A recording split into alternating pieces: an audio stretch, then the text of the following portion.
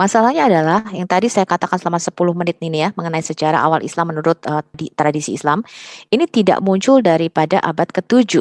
Ini tidak muncul daripada abad ke-7.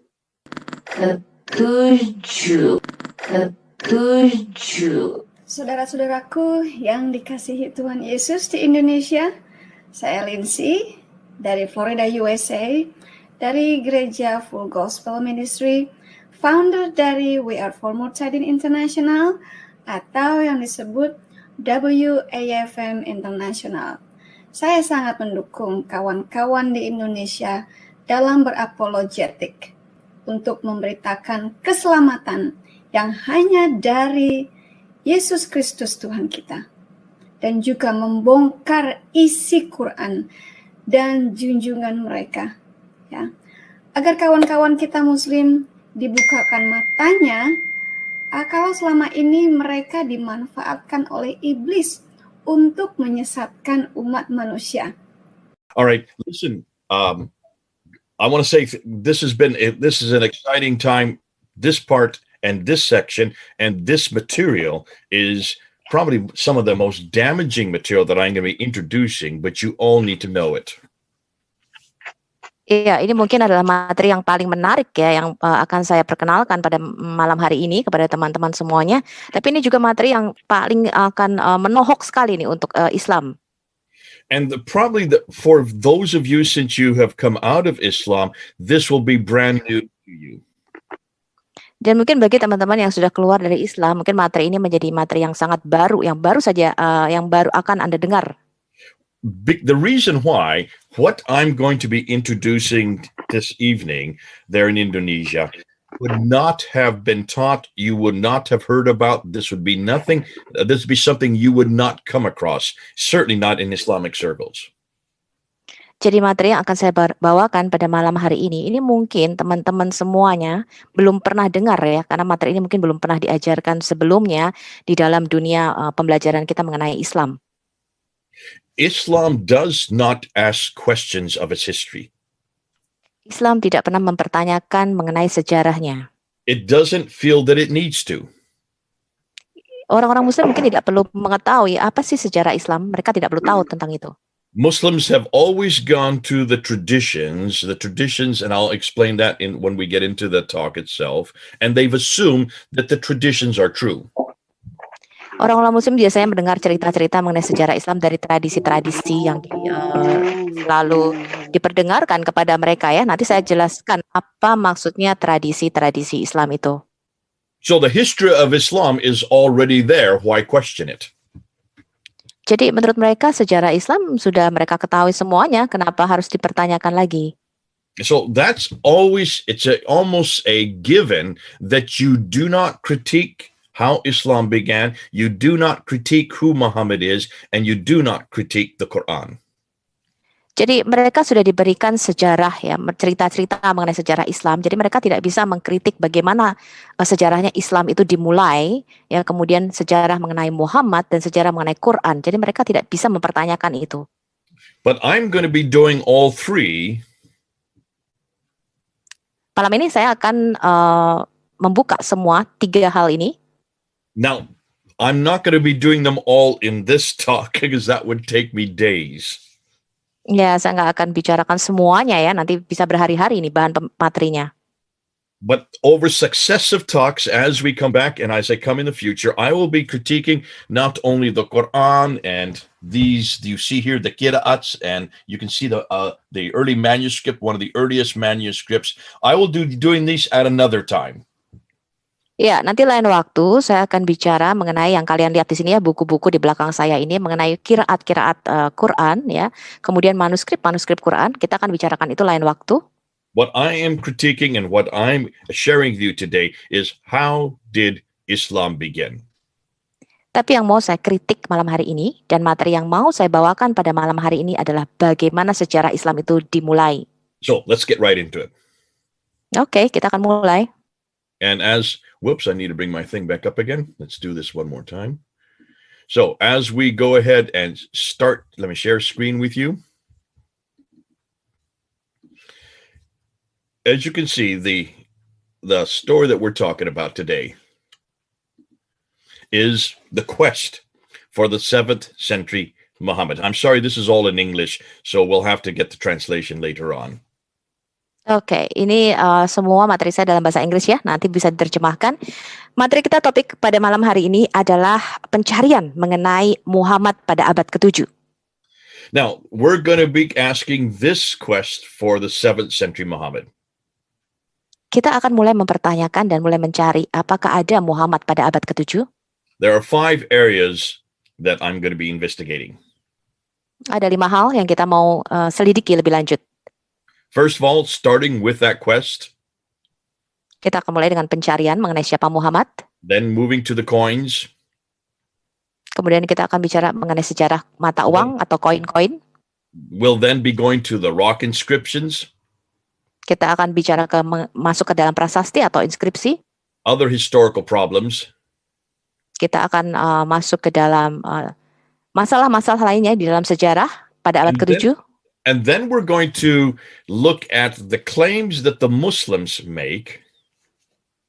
Ya, lalu kita akan mulai melihat apa yang Muslim klaim. And I'm going to debunk every one of them. These are the major claims that they make for how Islam began against this material, and I'll debunk each one of them. Dan saya akan mencoba memusnahkan semua klaim-klaim ini ya. Okay, let's get right into it. So let's start with how, at least what Muslims claim about how it all began. Kita akan lihat apa yang Muslim klaim mengenai sejarah Islam. Now, the Muslims I'm talking about are the 99.9% of all Muslims in the world. Ya, Muslim yang saya bicarakan di sini adalah persentasenya sekitar 99 Muslim yang ada di dunia ya. 99%. We have the radical Muslims on the right, we have the nominal Muslims in the middle, and you have your liberal Muslims on the left. Those are the 3 major groups of Muslims: radical, nominal, liberal. Ya, kita akan bicara mengenai ada Muslim yang radikal ya atau Muslim garis keras, kemudian Muslim yang ya biasa-biasa saja, standar ya, kemudian ada Muslim yang ya tidak tahu apa-apa. So I'm talking about the radical and the nominal. These 2 groups here. We're not talking about the liberals. The liberals are the ones that are here in the West. They have left Islam. Many of them are very disillusioned with Islam. They would not make these 6 claims. Ya, jadi kita tidak akan bicara mengenai Muslim-Muslim yang liberal ya atau Muslim-Muslim yang moderat ya, karena mereka kebanyakan sudah meninggalkan Islam di negara-negara Barat. Kita akan bicara mengenai 2 grup saja ini ya, Muslim yang garis keras dan Muslim yang mengikuti tradisi atau Muslim yang standar. So they say the Jews and Christians corrupted their book and their God. We are the ones at fault. We corrupted it. Therefore, Muhammad was sent to correct those corruptions. Jadi Muslim mengklaim selama ini ya bahwa orang-orang Yahudi dan orang-orang Kristen ini sudah memalsukan kitab-kitabnya ya. Karena itu Muslim itu selalu berpikiran bahwa Islam ini datang untuk mengkoreksi kitab-kitab sebelumnya.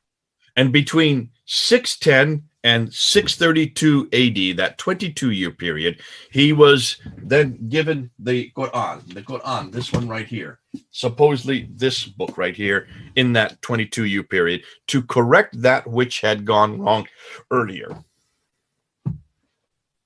Ya, jadi antara tahun 610 sampai 632, jadi selama 23 tahun ya, ketika Muhammad menerima wahyu ini, Muhammad ingin mengkoreksi ya, ketika dia menerima Quran, mengkoreksi kitab-kitab yang menurut dia salah sebelumnya. He lived in Mecca to begin with, was born there in 570, started receiving his revelations in 610, and from 610 to 622, he received what they know as what they call the Meccan revelations, the Meccan surahs. Ya, jadi Muhammad kira-kira lahir tahun 570 di Mekah ya.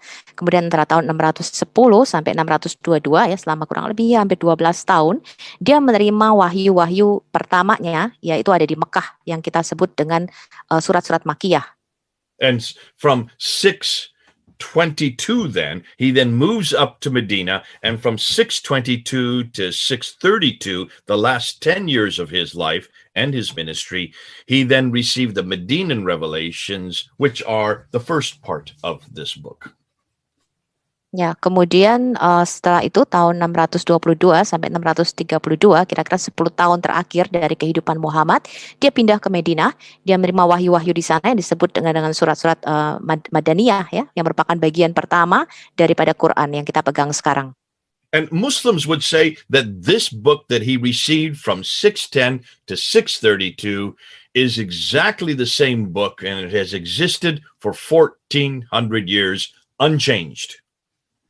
Muslim mengklaim bahwa Quran yang dipegang sekarang ini ya tetap sama selama 1400 tahun, tidak ada perubahan.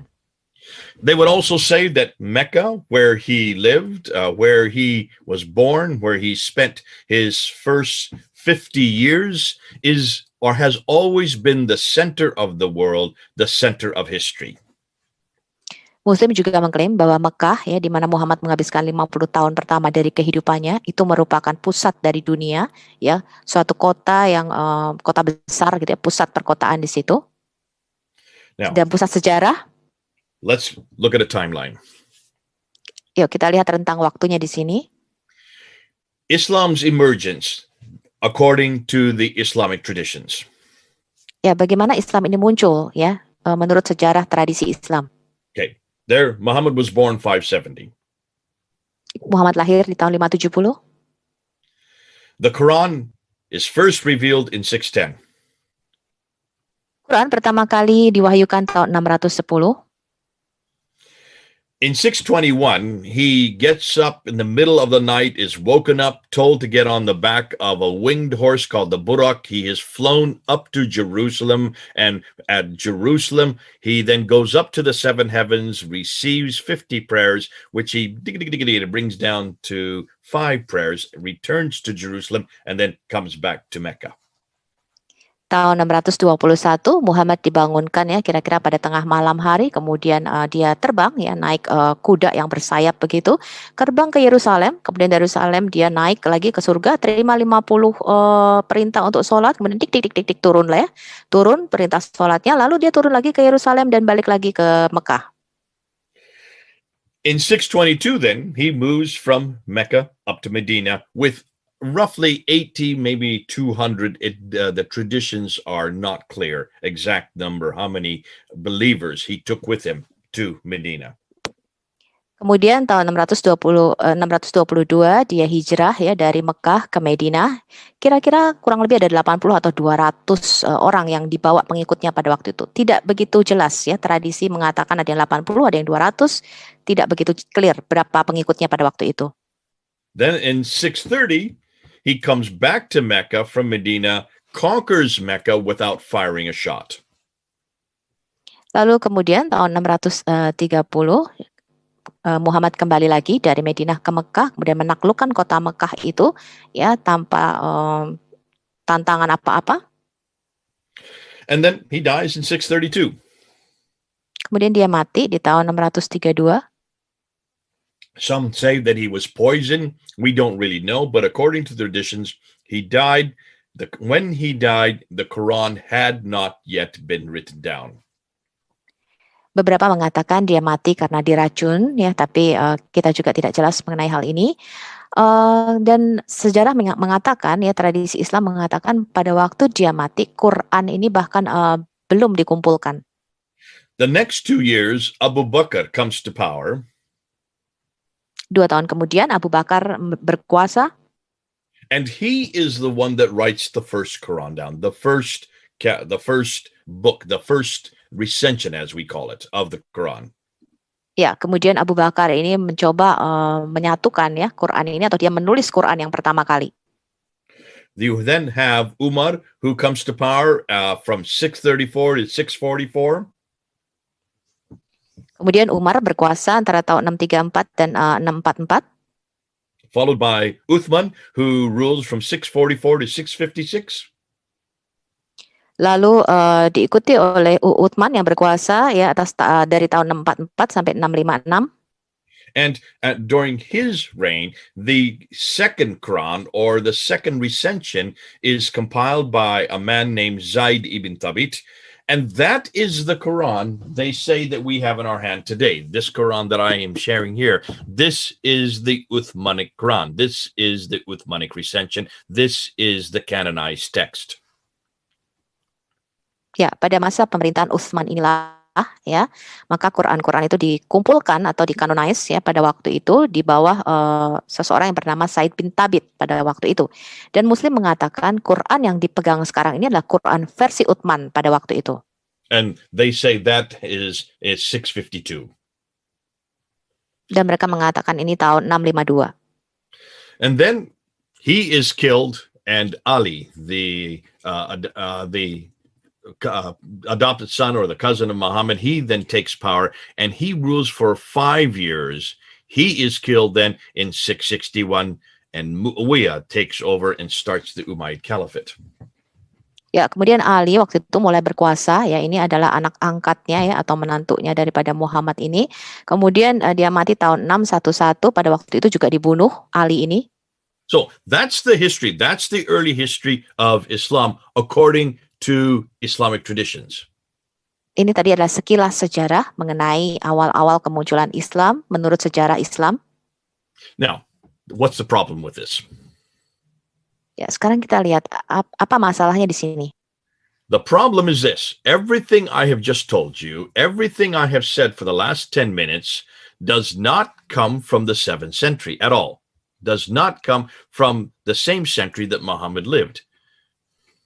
Masalahnya adalah yang tadi saya katakan selama 10 menit ini ya mengenai sejarah awal Islam menurut Islam tradisi Islam ini tidak muncul daripada abad ke-7. So, hold on a minute. You mean, am I suggesting therefore that everything we know about who Muhammad was, when he was born, what he did, where he lived, when he moved from Mecca, Medina, when he received the Quran, the stories of Abu Bakr, Umar, Uthman, and Ali, are you saying all of this is not written down during the same period that he lived or the same century he lived? Ya, tunggu dulu tadi ya, kata Brother J. Smith katanya. Tunggu dulu, berarti tadi cerita-cerita tadi yang orang muslim selalu katakan ya mengenai sejarahnya sendiri, Muhammad lahirnya di mana, kapan dia lahir, kapan dia hijrah, kapan dia Isra Mi'raj, kemudian kapan dia ke Medina, kemudian mengenai Umar, Abu Bakar, Uthman, Ali tadi, itu tidak ditulis pada abad ke-7, tidak ditulis pada zaman yang sama pada waktu Muhammad hidup. That's exactly what I'm saying. Ya, itulah yang Brother J. Smith mau katakan. Let's go back and let's look at another timeline. Sekarang kita lihat lagi rentang waktu lainnya. Okay, Muhammad dies in 632. There you can see it on the screen. Ya, sekarang kita lihat Muhammad meninggal tahun 632 Masehi. Now, where do we get the story about Muhammad? Where do we get his biography? Where do we get the sirah? The sirah to Rasulullah. There it is, the sirah, which means the biography of the Prophet of God. Lalu dari mana kita bisa mendapatkan biografi mengenai Muhammad atau cerita mengenai Muhammad ya, sirat Rasulullah? Itu kapan ditulisnya? Kapan pertama kali kita tahu mengenai siapa nih Muhammad? Well, we're told it's Ibn Ishaq. There he is. Look at Ibn Ishaq. You can see him on the screen. Ya, kita diberitahu mereka mendapatkan cerita ini dari Ibn Ishaq. Ibn Ishaq, but look at his dates, 765. Kita lihat tanggalnya, 765 Masehi. Muhammad died in 632. Muhammad matinya 632. That's 130 years later.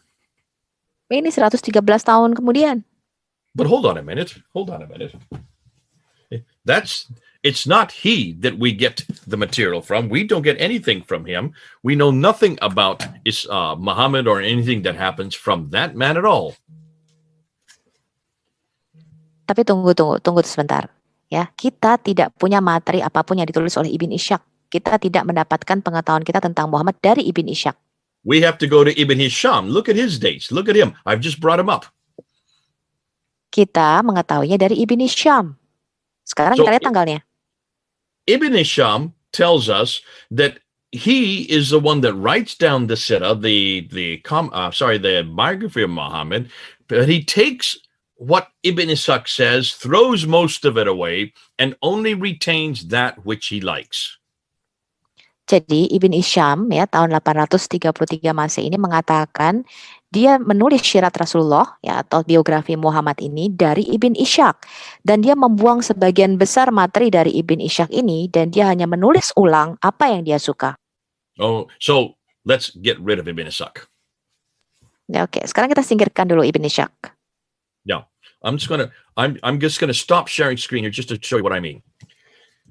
See this book here? This is the biography of Muhammad. Here it is. This is the classical book that everybody use. I would suggest you use it as well. This is the story of Muhammad.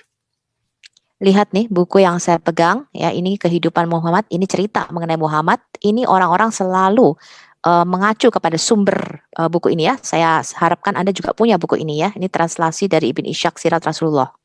And I'm sure that it is translated into Indonesian. You can get it on Amazon. You can probably get it at your bookstore. This one I like the best because it is translated by Alfred Guillaume from Arabic into English.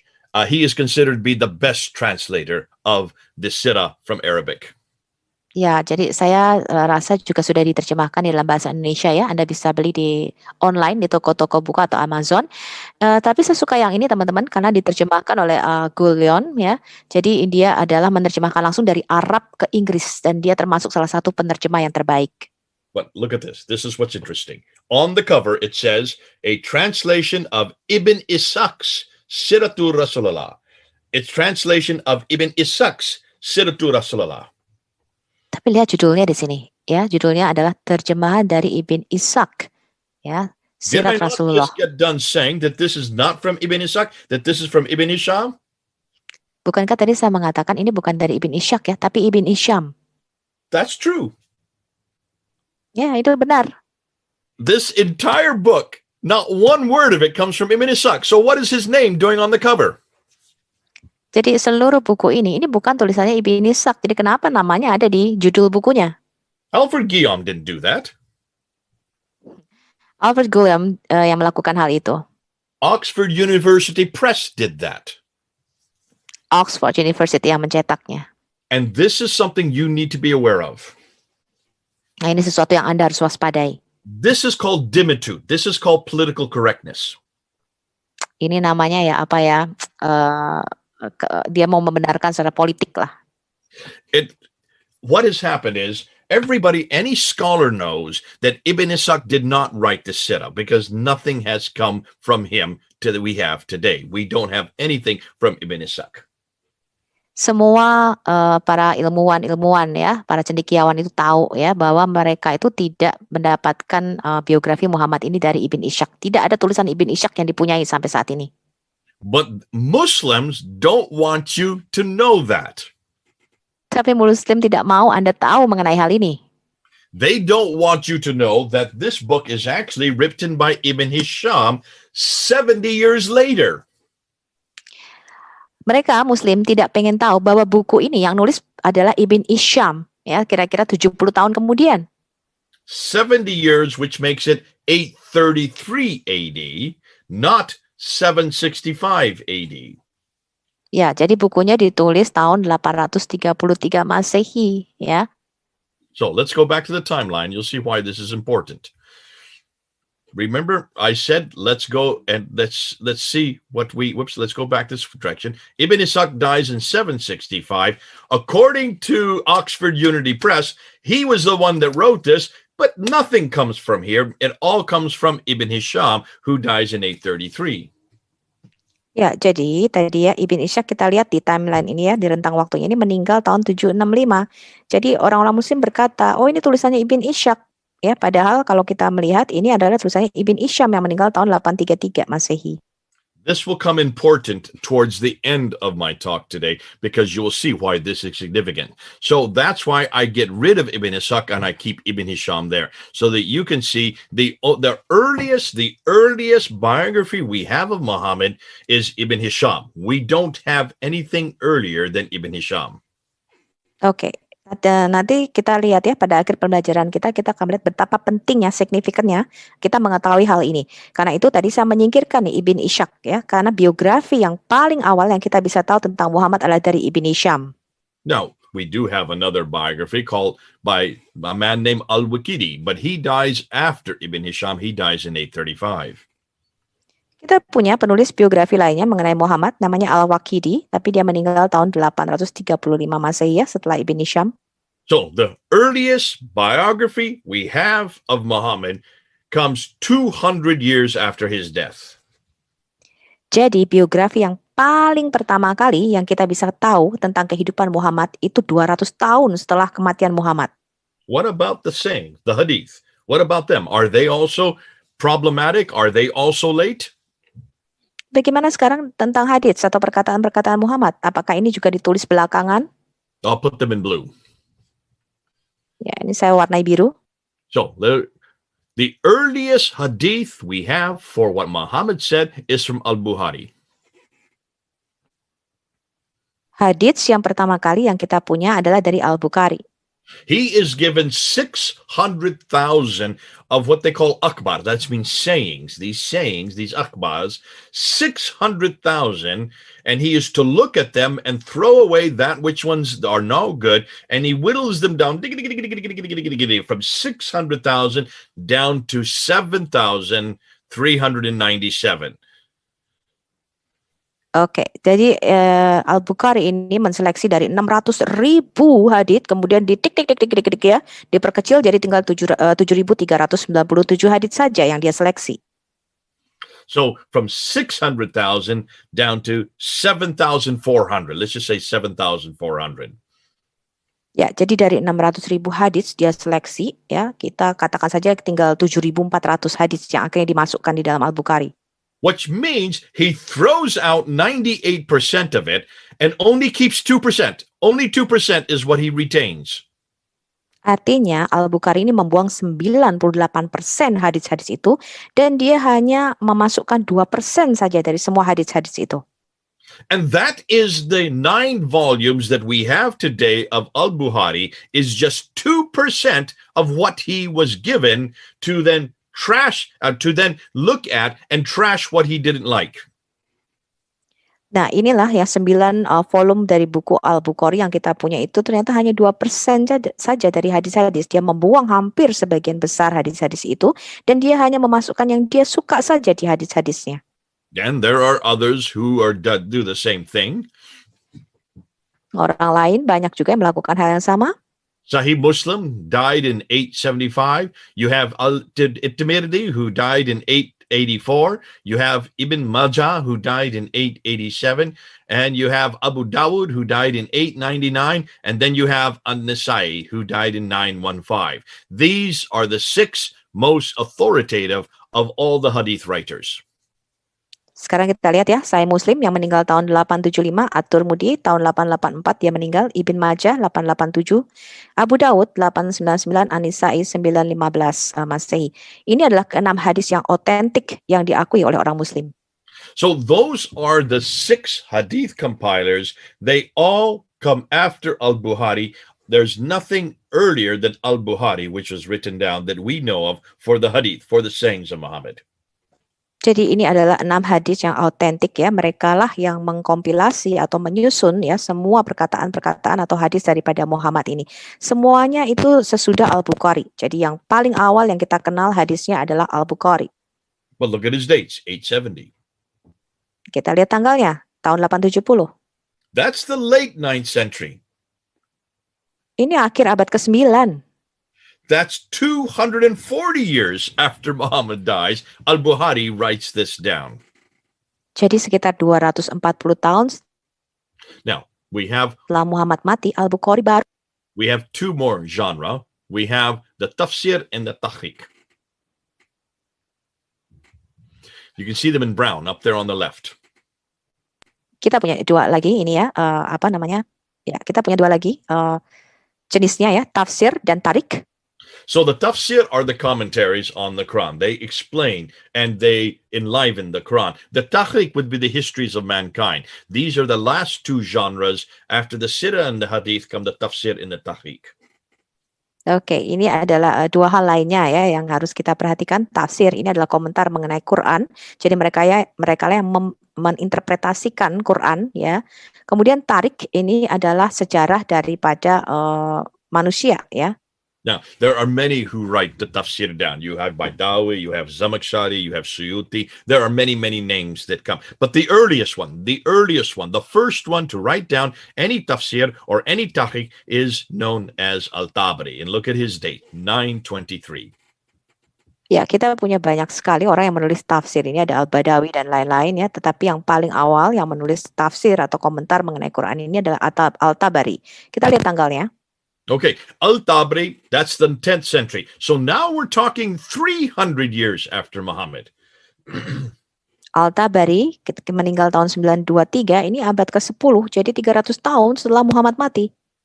Baidawi, Zamakhshari, Suyuti, and all the plethora of other commentators all come after Al-Tabari.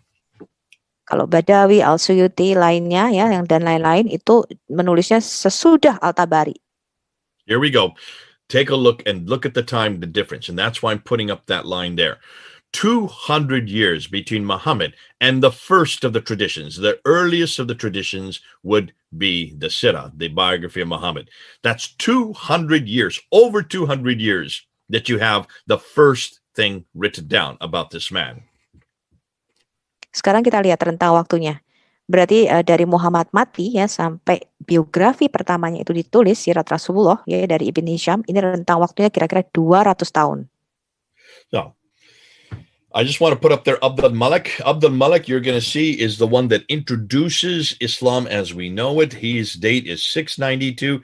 That's 141 years between the time of Abdul Malik in 692 and Ibn Hisham there in 830.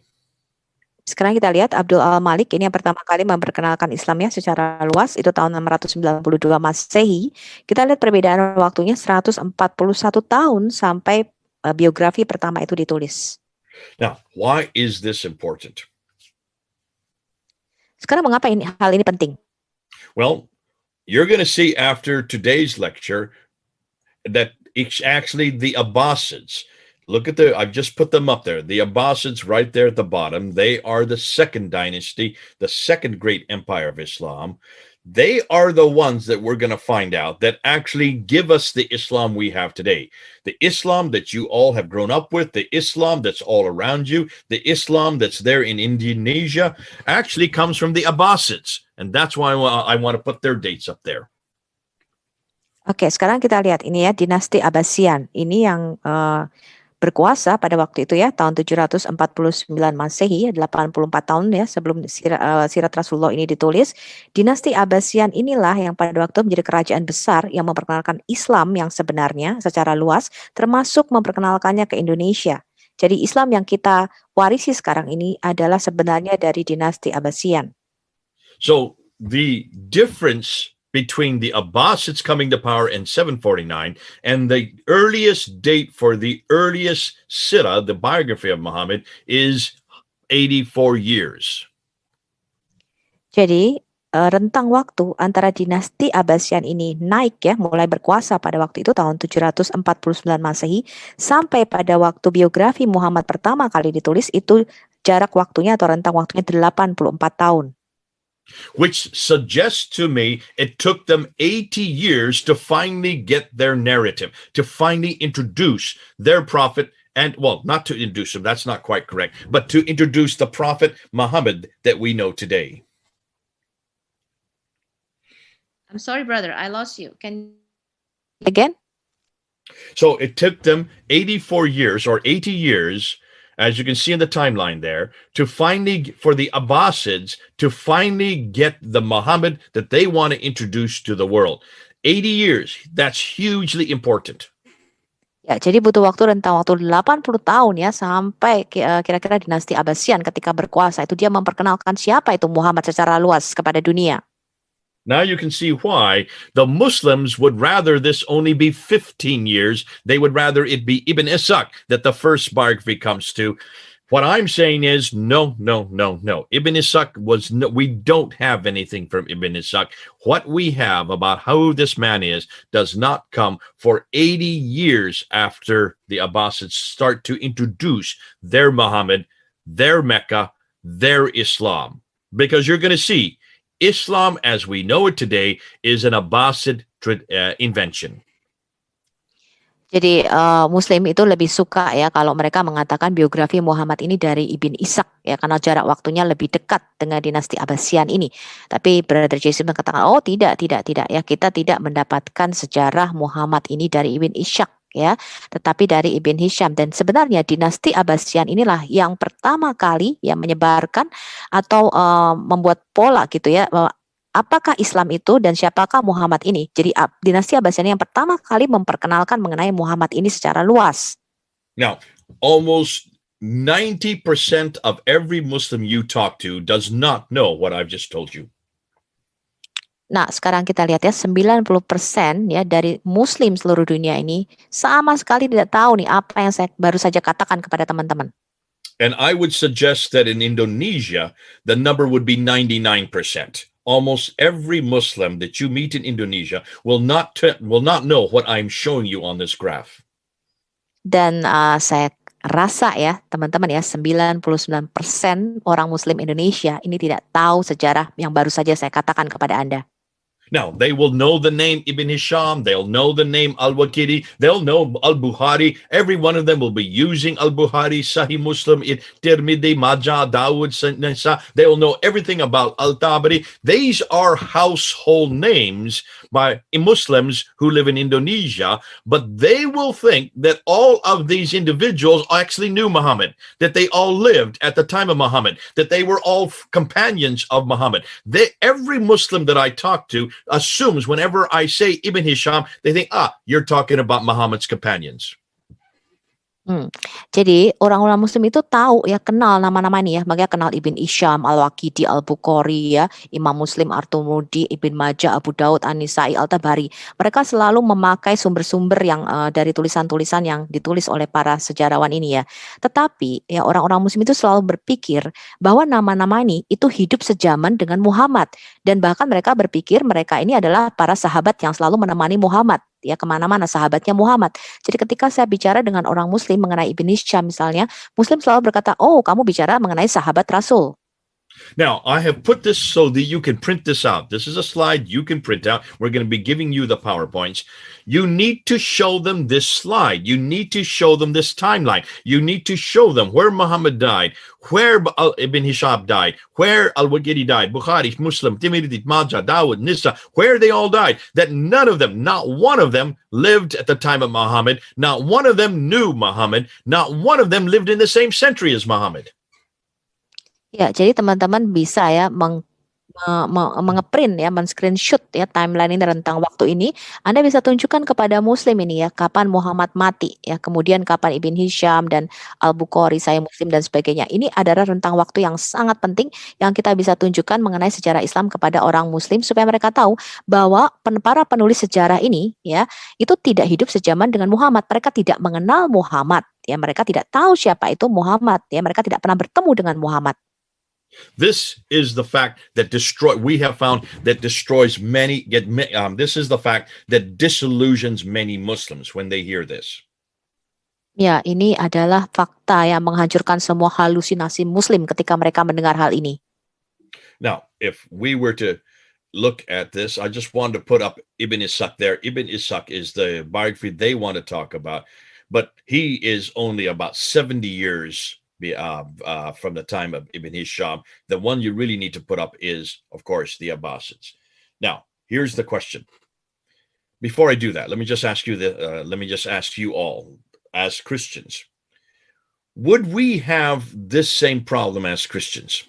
Would we have this difficulty as Christians? Oke, sebelum saya melanjutkan, saya mau tanya nih kepada teman-teman Kristen yang ada di sini. Apakah kita juga mempunyai masalah yang sama nih, problem yang sama dengan kekristenan? Everything we know about Dijawab, Jesus. teman-teman. Everything we know about Jesus, what he did. Ya, Oke, apa yang kita ketahui tentang Yesus ya, apa yang dia lakukan dan apa yang Yesus katakan? Do we, as Christians, do we also go back and have this difficulty? Just put it open if people want to answer. Okay. Open mic, you mean? Yeah, you can open mics on this. Oke. Ya, jadi teman-teman bisa langsung interaksi dengan Brother J ya. Jadi apakah kita sebagai orang Kristen, teman-teman, kita punya masalah yang sama nggak nih mengenai sejarah ini? So, What Jesus said, that would be the hadith of Jesus. Where do we get that from? Apa yang Yesus katakan itu artinya hadisnya Yesus ya. Kita dapat dari mana nih perkataan Yesus ini? From his disciples. Okay, give me some names. John, Matthew, Matthew, Andreas, Petrus. okay, so two of them. Oh, Peter. Peter, okay, but Peter didn't really write the Gospels, but there are four Gospels: Matthew, Mark, Luke, and John, right? right? And Yes. two of them are eyewitnesses to everything they wrote. Am I correct? Matthew and John. Yes, correct. And Yes, Mark and right. Luke would have got it from the disciples, so they would have been second. They would be not eyewitnesses, but they got it from the eyewitnesses. Am I correct? Correct, right. Okay, now let's look at the biography of Jesus. The biography of Jesus would be Matthew, Mark, Luke, and John. So you're talking about two of the biographies, two of the sira of Jesus would be from eyewitnesses or those who got it from the eyewitness. And those, all four of them would have been living at the time of Jesus, and they would have been living in the same area that Jesus lived. Go ahead. You Oke, can start. tadi ya Brother J tanya ya, apakah kita Kristen punya masalah yang sama nih? Dari mana kita mendapatkan perkataan Yesus atau di hadis Yesus ini ya, hadisnya Yesus? Empat penulis Injil ya, Matius, Markus, Lukas, Yohanes. Dua ya, Matius dan Yohanes ini adalah murid langsung daripada Yesus. Kemudian Lukas dan Markus ini bukan murid langsung, tapi dia mendapatkannya dari saksi mata, yaitu artinya mereka ketemu dengan murid-murid itu atau mengumpulkan data-data daripada saksi mata. Ya, jadi kemudian biografi daripada Yesus itu juga ditulis ya oleh orang-orang yang hidup sejaman dengan Yesus, murid-muridnya hidup satu area di mana Yesus pada waktu itu tinggal. So what about the sayings? Well, that would be the hadith of Jesus. If you look in your Bibles, I don't know if you have them in Indonesian, in many of our English Bibles, whenever Jesus speaks, we put it in red letters. So that would be the hadith of Jesus, what would be in the red letter part of the Gospels. Ya, jadi kalau perkataan Yesus atau hadis Yesus itu kalau di dalam Alkitab biasanya kalau di dalam Alkitab bahasa Inggris itu diwarnai warna merah. Kalau di dalam bahasa Indonesia, I think we have the same, Brother J. Okay, so you know what I'm talking about. So the sira would be the black letter part of the Gospel. The hadith would be the red letter of part of the Gospel. So you have both the sira and the hadith written by eyewitnesses or those who got it from the eyewitnesses.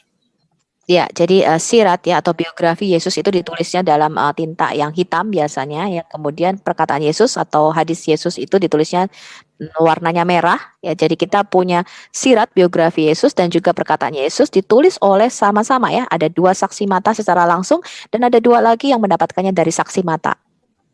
Now, what about the tafsir and the tahrik? Bagaimana mengenai tafsir dan tahrik di dalam Kristen? Well, I would suggest the tafsir, which would be the commentaries about what the Gospels say and how to apply it, would be Paul's letters. Paul's letters would be the tafsir because he comments on how to take the Gospel of Jesus and apply it in Philippi, and how to apply it in Galatia, and how to apply it in Corinth, and how to apply it in Thessalonica. So every one of his letters are the application of applying it in every city. So that would be the tafsir for the person of Jesus Christ. Ya. Jadi saya menyarankan ya tafsir. Bagaimana dengan tafsir di dalam kekristenan? Tafsir itu Paul was writing his letters within 15 years of Christ's death. Within 15 years from about 40 to 45 AD up until 62 AD or 65 AD when he was killed, that's when the tafsir of Jesus would have been written out.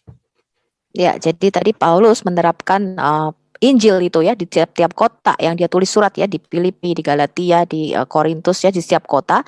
Jadi tafsir ini ditulis Paulus kira-kira dari tahun 40-an sampai tahun 70-an sampai dia mati ya pada waktu itu. Jadi sekitar mungkin 17 tahun dia menulis tafsir-tafsir ini, surat-suratnya. And then the fourth genre, the tahrik, the history. That I would suggest is the book of Acts. The book of Acts is the Acts of the Apostle, the history of the Apostle, the history of the early church.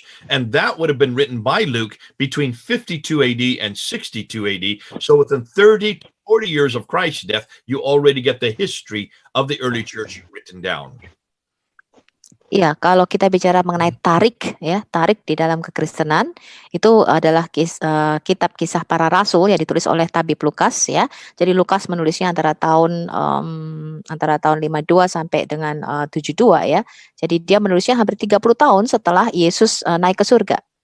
So here we have on one side, you have the hadith, the sirah, the tafsir, and the tahrik of Jesus that is written. But the latest would be 90 AD, so that's 60 years after Christ's death. So within 15 to 60 years of Christ's death, you have all four genre, all four of the Christian traditions written down.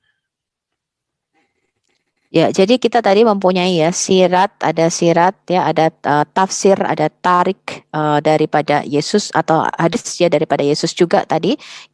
Itu kira-kira paling lambat tahun 90 Masehi. Ya, jadi kira-kira dikompil semuanya itu selesai ya keempat hal ini, biografi Yesus, perkataan Yesus ya, tariknya kemudian tafsirnya itu kira-kira 30 tahun, dan mulai 30 tahun setelah dia naik ke surga sampai sekitar 60 tahun ya, 60 tahun ketika Yesus naik ke surga itu sudah selesai dikompilasi atau sudah selesai ditulis. So that's 15 to 60 years after Christ's death. You have all four genres, all four traditions written down. Ya, jadi kira-kira 15 sampai 60 tahun ya setelah Yesus naik ke surga, keempat hal ini sudah ditulis pada waktu itu. On the other side, the Islamic traditions, you have Ibn Hisham, you have Al-Bukhari, you have Al-Tabari, who are writing in 833, 870, 923. That is 200 to 300 years, nothing earlier than 200 years. So for the same four genre, the same four Islamic traditions that we're talking about, the Christian traditions, these are 200 to 300 years after Muhammad, whereas these are only 15 to 60 years after Jesus. Ooh, Iya, jadi di pihak lain kalau kita melihat sejarah Islam ya, tadi keempat hal ini ya, baik itu sirat, kemudian hadits, tarik maupun tafsirnya itu ditulis kira-kira 200 sampai 300 tahun ya, semua tadi yang ditulis oleh Ibn Hisham ya, Al-Bukhari, Al-Tabari, semuanya ditulis 200 sampai 300 tahun setelah Muhammad mati. Tetapi kalau di Kristen ini sudah selesai kira-kira 15 sampai 60 tahun setelah Yesus naik ke surga. Jadi wow, I love the way you speak. You're so clipped and you're so perfect. Ding, ding, ding, ding, ding. You're fun to listen to, actually. You've got a beautiful speaking voice. So I'm talking to Sophie there. So you don't have to translate it if you don't want to. Now here, we're looking at two completely different categories of authority. Completely different categories of authority. Oke, di sini tadi kita melihat ya, kita membandingkan dua hal ya, dua hal dari kategori yang berbeda tadi, kategori yang sama kita bandingkan di Islam maupun di Kristen. The latest is 60 years after Christ's death for our traditions. The earliest is 200 years for the traditions beginning with Muhammad. 60 versus 200. Ya, jadi kalau kita sudah melihat ya dari empat kategori yang sama, kalau kita bandingkan di Kristen itu 60 tahun ya setelah Yesus naik ke surga sudah selesai keempat hal tadi yang kita bandingkan, tapi di Islam 200 sampai 300 tahun setelah Muhammad mati baru sejarah Islam itu dimulai atau ditulis. And if that's not bad enough, what we're going to find out, I haven't introduced that yet, but we're going to find out is that whereas all of those who wrote what Jesus said, did, and how the early church began, were living in the same area that Jesus lived in, every one of those who wrote who Muhammad was, what he said, what he did, and how Islam began, all lived hundreds of miles further north. None of them lived in Mecca and Medina. Kalau hal tadi itu belum cukup buruk ya, belum cukup sangat-sangat berita buruk tadi yang kita pelajari tadi ya. Kita bisa membuktikan bahwa semua penulis-penulis ya tadi yang Matius, Markus, Lukas, Yohanes tadi yang menulis itu di area yang sama. Mereka tinggal hidup di area yang sama ya, di daerah yang sama dengan Yesus. Tetapi para penulis Islam tadi, sejarah tadi ya, semua yang menulis tarik, tafsir maupun sirat Rasulullah itu hidupnya ratusan mil jauhnya di sebelah utara. Tidak satu pun hidup di kota yang sama dengan Muhammad. So they lived hundreds of years later, and hundreds of miles away. Jadi para penulis sejarah-sejarah Islam ini ya menulisnya ratusan tahun setelah Muhammad mati dan hidupnya juga tidak sedaerah, tidak satu daerah di area yang sama dengan Muhammad, ratusan mil jauhnya. Which is more authoritative, the Christian traditions or the Islamic traditions? Jadi mana nih yang lebih mempunyai otentik ya, yang lebih mempunyai kapasitas untuk mana yang benar, mana yang asli ini teman-teman sejarahnya nih. Apakah yang Kristen tadi yang kita lihat, apakah yang Islam? There's no comparison. Tidak bisa dibandingkan teman-teman. Our gospel of Jesus Christ, his life and his sayings, everything we know about Jesus are so much earlier and so much closer, geographically speaking, than anything that we have in the Islamic traditions, or in this case, here's the Islamic traditions. When you do a comparison, ours is by far much closer to the event. And in the same area, this is much further from the event and nowhere near the same area. Jadi kalau kita bandingkan ya teman-teman ya, Alkitab kita yang ditulis ya, yang tadi mengandung keempat hal tadi ya, itu ditulisnya itu sejaman dengan Yesus ya, kemudian ditulisnya juga satu daerah area yang sama dengan Yesus, mereka tinggal di tempat yang sama pada waktu Yesus hidup. Tetapi kalau kita bandingkan dengan sejarah Islam, ya itu tinggalnya udah ratusan tahun setelah Muhammad mati, ditulisnya masih tinggalnya ratusan mil jauh lagi dari tempat Muhammad. Can you then see why we are talking from a much stronger authority? Jadi kita lihat tadi ya, bahwa kekristenan itu mempunyai klaim yang lebih kuat dibandingkan Islam. If we were in the same boat, if we had the same situation for Jesus Christ that Muslims have for Muhammad, kalau kita punya situasi yang sama ya terhadap Yesus ini ya teman-teman ya, buku yang saya pegang ini sama seperti Muhammad, that would mean that we would know that Matthew, Mark, Luke, and John would all have been living in the 3rd century and writing about Jesus in the 3rd century. That's 200 years later. 200 to 300 years later, we would not know anything about Jesus for 200 to 300 years. Jadi kalau situasinya tadi sama ya teman-teman ya, artinya Matius, Markus, Lukas, Yohanes ya itu baru menulis kira-kira abad ketiga ya, 300 tahun setelah Yesus naik ke surga. Berarti selama 200 sampai 300 tahun pertama kita nggak tahu apa-apa tentang Yesus. Can you then understand why you need to get this into your discussions? You need to get this into your conversations with Muslims. Ya, sekarang Anda mengerti ya betapa pentingnya kita mendiskusikan hal ini dengan Muslim. Now, before we go on to the next section, I want to just open it up.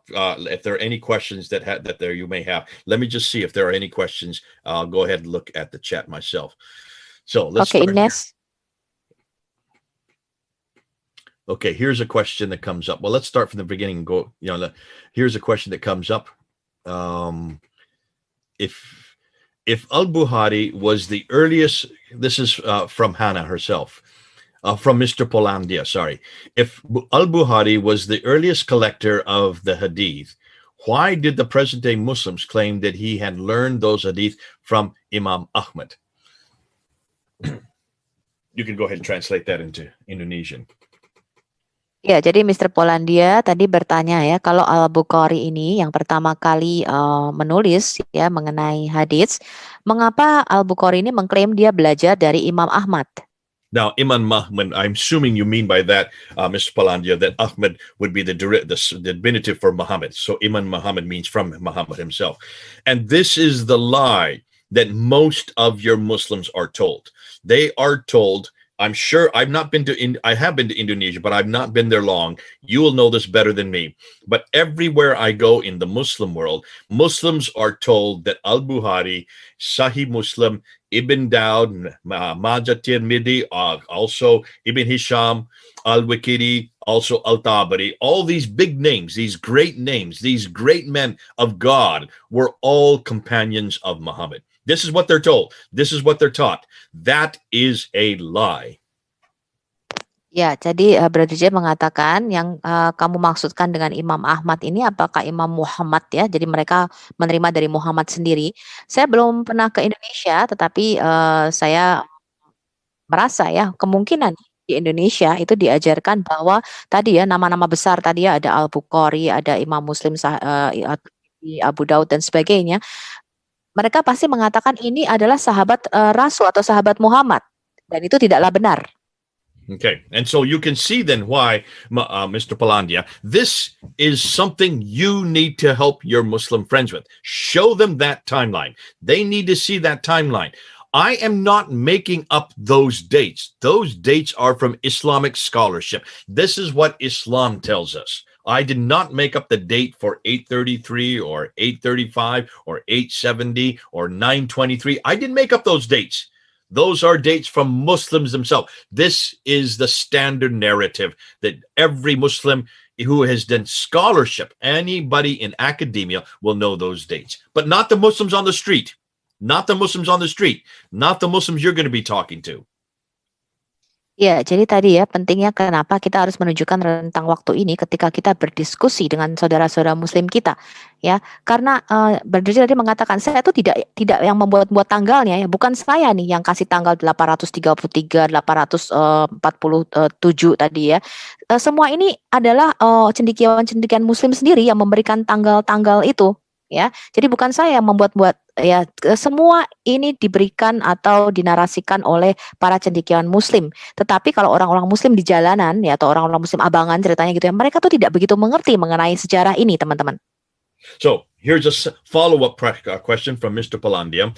Is the Muslim product known as the science of hadith reliable in filtering and discerning the good hadith from the bad hadith? Go ahead and translate that. Oke.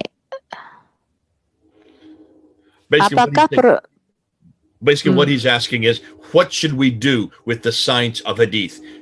Is it a good exercise of good hadith versus bad hadith? Is this a good exercise? Ya, Mr. Polandia tadi bertanya ya, apakah ilmu mengenai hadis ini ya, menyaring ya hadis ini disaring, mana hadis yang baik, apa hadis yang buruk, apakah ilmu ini bagus nggak sih? When they talk about good hadith, which is sahih, versus bad hadith, which is weak, when they talk about this, they're not talking about dates. They're not saying anything about which is from what century. They're talking about which is theologically good. It all has to do with theology, not anything to do with history. Jadi ketika orang Muslim menyaring hadis-hadis ini ya, yang bagus mereka masukkan sebagai sahih, kemudian hadis-hadis yang tidak baik itu sebagai hadis-hadis yang lemah ya, atau doif, itu orang-orang Muslim ini tidak menggunakan pendekatan sejarah atau pendekatan tanggalnya. Ya, mereka tidak melihat itu. Mereka hanya melihat secara theological. Mana yang menurut teologi Islam itu baik, yaitu mereka hadis-hadis itu dimasukkan. And the weak ones are the ones that don't fit their theology, and the strong ones are the ones that do fit their theology. But what I'm saying is, who cares? It's all so late that this is an Abbasid view of what is theologically correct. This is only a political maneuver. This is completely a political maneuver by the Abbasids to create the religion that they wanted. All of it was created in Baghdad, not in Mecca, not in Medina, as we're going to see. Jadi mereka memasukkan hadis-hadis yang mereka sukai, yang cocok dengan teologi mereka sebagai hadis-hadis yang sahih. Hadis-hadis yang tidak cocok dengan teologi Islam itu mereka membuangnya atau memberikan melabelkan sebagai hadis doif. Ya, tetapi siapa yang peduli gitu ya? Ini kan kita tidak berhubungan dengan tanggal atau sejarahnya ya. Jadi ini adalah bagaimana dinasti Abbasian tadi yang mulai berkuasa ya. Dinasti Abbasian ini mulai memperkenalkan teologinya mereka sendiri tentang Islam ini. Jadi dinasti Abbasian ini yang membentuk agama Islam. Okay, here's another yang memperkenalkan Islam kepada dunia secara luas. From Okay. from Mr. Kenosis. He says, are there any historical findings from Muhammad's lineage regarding his biological children? This question is to debunk those who live nowadays claiming that Muhammad's descendants, that they are the Muhammad's descendants, and that they goes up as the descendants of Ismail. Thank you. In other words, there's what Kenosis is saying is, what should we do to say to those Muslims that we see here in Indonesia who say, oh, I am in the line of Muhammad from say so-and-so, so-and-so, from so-and-so all the way up to Muhammad himself? Ya, jadi kenosis ini bertanya ya, ada nggak sih sejarah ya, penemuan-penemuan sejarah mengenai garis keturunan Muhammad ini ya, atau Muhammad ini punya anak yang secara biologis ini dari mana? Karena banyak orang mengklaim, oh saya nih masih keturunan Muhammad dari sini ya, keturunan Muhammad nih masih keluarga Muhammad. Now, I am going to debunk all of that as we go through this talk. Saya akan membantah semua itu ya, klaim-klaim itu selama kita ada di sesi ini. I don't want to say too much yet because I have to prove what I'm going to say. Oke, saya nggak mau berkata banyak ya, karena saya akan membuktikan apa yang saya katakan. But as you're going to find, ya, Anda akan menemukan malam hari ini, there is no reference to Muhammad in the 7th century, not until 692.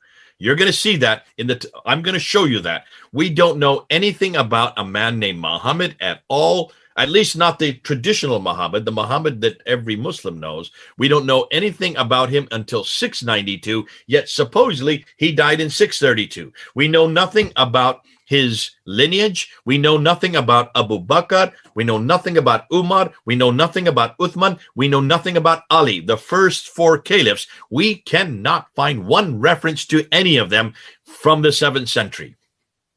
Ya, pada malam hari ini saya akan menunjukkan ya bahwa kita tuh tidak tahu apa-apa ya tentang Muhammad yang hidup pada abad ke-7 ya, sampai pada tahun 692. Jadi sebelum tahun 692 kita tidak tahu apa-apa mengenai siapa itu Muhammad ya.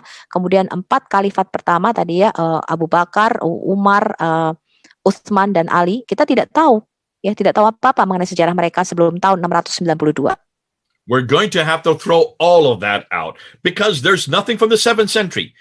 Everything that we know about Muhammad, about Khadija, his wife, everything we know about Ali, his adopted son, everything we know about anything we know about Abu Bakr, the first caliph, or Umar, the second caliph, or Uthman, the third caliph, or Ali, the 4th caliph.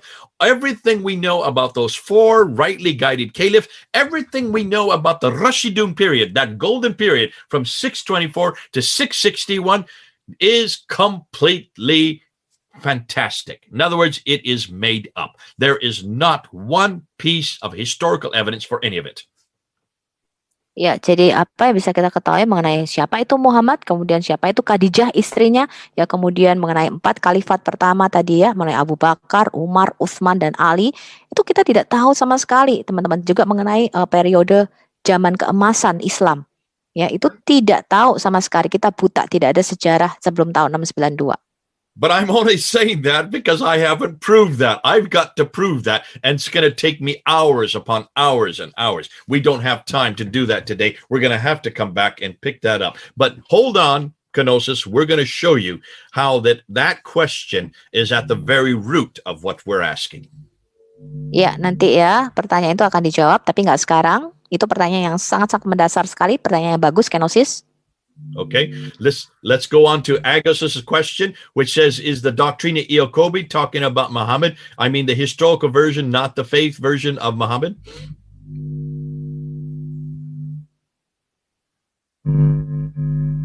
Go ahead and translate that, the question that comes down from Agus. Iya, pertanyaan dari Agus ya, apakah doktrin Yakobi yang berbicara mengenai Muhammad, maksudnya dia adalah sejarah ya. We're going to actually debunk the Doctrina Iacobi, but not today. We don't have time today to do that. That's part of this talk. I'm going to destroy the Doctrina Iacobi. I'm going to destroy the Constitution of Medina. I'm going to destroy the Ashkenazi letter. every one of these supposed references to Muhammad from the 7th century, I'm going to shut down, and everything that I'm going to be using will be historical criticism. In other words, I'm going to be going back to the 7th century to shut all of these down. But not today. I can see this will take too long because of the back and forth with the English to translation. Oke, ya. Jadi nggak akan saya akan membantah semua ya mengenai doktrin Yakobi ini dan semua yang menyatakan Muhammad ada di abad ke-7. Tapi tidak hari ini, teman-teman, akan menjadi terlalu panjang ya karena kita juga akan menerjemahkannya dalam bahasa Indonesia. Go on, Brother Jay. Okay, here's another question from Boanergis. He says, Mr. Smith, can we say that this religion, Islam, was established not by Muhammad himself, but by people who got inspired by his biography? Was there something to do with the political atmosphere that was taken by someone who tried to take a particular advantage, or was it because of faith crisis at that time? Okay. Go ahead. Mr. Boanerges bertanya ya, Brother J ya, apakah kita bisa katakan bahwa agama ini, Islam, itu didirikan ya bukan oleh Muhammad sendiri, tetapi oleh orang-orang yang terinspirasi oleh biografinya Muhammad? Ataukah ini berkaitan dengan suasana politik pada waktu itu ya, kemudian seseorang ini mencoba mengambil keuntungan dari suasana politik ini, atau karena ada krisis iman pada waktu itu katanya? This book here. Ya, buku yang saya pegang ini. Muhammad exist. Apakah Muhammad itu pernah ada? Robert Spencer. Robert Spencer. He wrote this book in 2012. Dia menulis buku ini tahun 2012. 9 years ago. 9 tahun lalu. Now, this book, when it came out, was enormously damaging and caused an enormous amount of anger all over the Muslim world.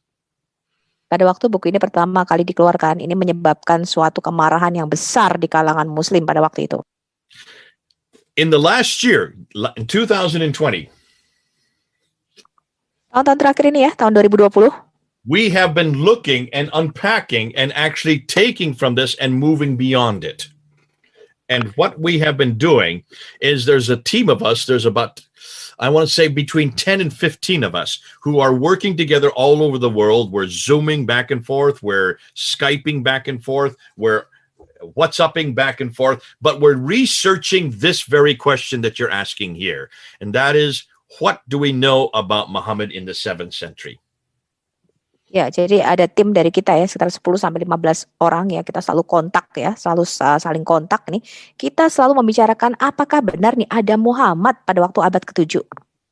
Because if everything we are dependent on for this man named Muhammad, for this religion called Islam, for these traditions of the sayings that he did and the life that he lived, if everything comes from the 9th and 10th century, which is 200 to 300 years later, that is too late. We need to go back to the 7th century. We need to go back to the century he lived. We need to go back to the century he spoke. And we need to find out who was this man.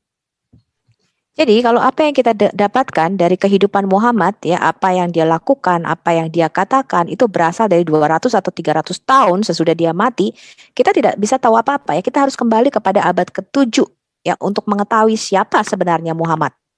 So, I am going to be introducing an enormous amount of material. I cannot do it today because I can see we've already gone an hour and a half and we've only just got through the introduction of it. But we're going to have to come back and do more and more and more. So this is what I'm going to do. I'm going to introduce just the material that we have got in the last 10 years. Oke, saya punya banyak materi ya, tapi nggak bisa dibicarakan ya, karena ini udah 1,5 jam. Saya akan memperkenalkan aja nih materi yang akan kita bicarakan nanti. This book here is one of the most damaging books in the world today. It is called Seeing Islam as Others Saw It. Seeing Islam as Others Saw It, written by Dr. Robert Hoyland. Dr. Robert Hoyland, I'll say more about him. Ya, ini buku ini ya, melihat Islam dari kacamata orang-orang lain ya. Ini buku yang juga paling membuat kerusakan yang cukup parah nih ya di dalam dunia Islam. Dr. Robert Hoyland reads and writes 18 languages, all archaic languages. Dr. Robert ya tadi dikatakan dia bicara dan menulis dalam 18 bahasa. He was head of department at Oxford University, I think, when he wrote this book in 1997. Dia itu kepala dari satu universitas yang cukup ternama ya di Amerika. Not America, no, this is in England, in Oxford University. Oh, in England. Oh ya, di Universitas Oxford, teman-teman, tahun 1997. And what he did, because he could read and write all of these languages, he went back to all of these peoples. He went back to the 7th century. He went back to the same century that Muhammad lived and that supposedly Islam began. And he just asked, what did everybody know about this man Muhammad in that century? Ya, karena dia bisa menulis dan membaca di dalam 18 bahasa, dia mulai meneliti dan menyelidiki lagi. Ya, dia mulai mencari tahu siapakah Muhammad ini pada waktu abad ke-7. And what he found absolutely destroyed Islam. Dan apa yang ditemukan ini sangat-sangat menghancurkan Islam. He could not find anything about Muhammad. Dia tidak menemukan satu hal pun tentang Muhammad. He could not find anything about Mecca. Dia tidak menemukan satu hal pun tentang Mekah. He could not find anything about people called Muslims. Dia tidak menemukan pada abad ke-7 ini ada orang yang disebut Muslim. He could not find any reference to a religion called Islam. Dia tidak menemukan satupun referensi mengenai agama Islam. And he could not find anything about a book called the Quran. Dan dia tidak menemukan satupun referensi mengenai kitab yang disebut Quran. Those are the 5 things that really give us Islam. Without those 5 things, Islam falls to pieces. 5 hal inilah yang membuat kita mengenal ya apa itu agama Islam. Kalau tidak ada kelima hal ini, ya Islam ini berantakan nih ya. So looking from a historical standpoint, he destroyed it with just this book. That was not his intention. He did not want to do that. He was not out to try to destroy Islam. He is nothing more than a linguist, a man who could speak many languages, but he spoke all the languages of the people who were in that area. He spoke Aramaic. He also spoke Nabatean Aramaic. He also read and wrote Arabic and Syriac and Hebrew. He also knew Pahlavi. All of these languages he knows to read and write. And so he was looking at all these documents in all these languages to see what they knew about Islam. And he could not find a thing. Ya, hanya dengan satu buku ini saja dia sudah menghancurkan klaim-klaim Islam selama ini ya. Itu bukan maksud tujuannya dia menulis buku ini. Tetapi dia hanya seorang linguis aja. Jadi dia bicara dalam berbagai bahasa. Dia menguasai Aramaik, menguasai Nabatean, menguasai bahasa Ibrani, bahasa Arab ya. Dia hanya mencari dokumen-dokumen ya sejarah pada waktu itu dengan pendekatan sejarah dan dia tidak menemukan satupun referensi dari hal-hal yang Islam itu klaim tadi ya pada abad ke-7 itu tidak ditemukan sama sekali. Now, I have just put up on the chat, I have just put up the name of my YouTube channel. It's called Fander Films. It starts with a P, Fander Films. I've just put it there on the chat. You can all read it there. Fander Films I started back in 2006 to confront this whole material.